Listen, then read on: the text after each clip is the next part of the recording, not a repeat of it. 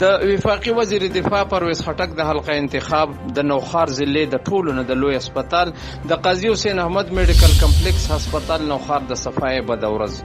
په کلیز بجټ کې په دې مت کې په کروڑونو روپۍ خودي کیږي او خډیر کسان هم د دې کار د پاره غستې شوی دي خو خدای خبر چې د کم مصلحت لاندې نه د هسپتال صفایي شته او نه څوک تاسو پوښتنه کولو والا د صحت انصاف په نوم حکومتي چارواکي انتظامیه بورډ اف گورنر او د میاشتې په کروڑونو تنخواګانې خستونکو د محکمې صحت چارواکي بیخي اډوغلي پراته دي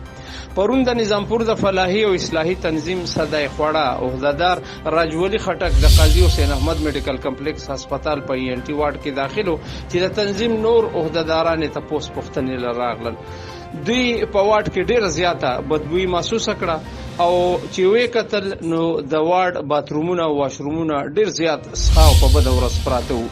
دوی د هسپتال انتظامیه ته ګیلو کړه خو هغوی خبره بیخي په خندا واړوله په دې رویه د تنظیم عہدهداران خفه شول او د بازار نه په خپلو پیسو د صفایي ټول سامان راواغستو او ټول باترومونه او واشرومونه خصفه پاک وینځل